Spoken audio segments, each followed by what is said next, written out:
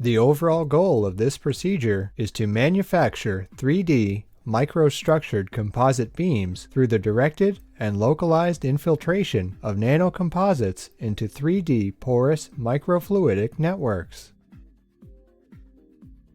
The microfluidic networks are fabricated by depositing liquid ink layer by layer. Then the empty spaces between the filaments are filled using a low viscosity resin, and the encapsulating epoxy is cured.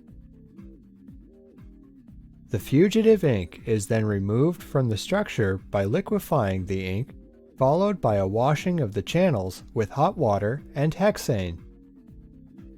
Next, the resulting tubular microfluidic networks are infiltrated with thermosetting nanocomposite suspensions containing nanofillers and subsequently cured.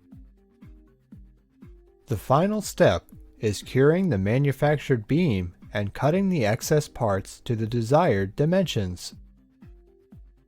Ultimately, various morphological and mechanical characterization techniques are used to show the capability of the manufacturing technique for the design of functional nanocomposite macroscopic products. We have worked for several years now on the development of advanced materials, specifically thermoplastic and thermoset-based nanocomposites. We are now trying to push the boundaries of our method by looking into a new material system and also new ways to manufacture complex 3D parts.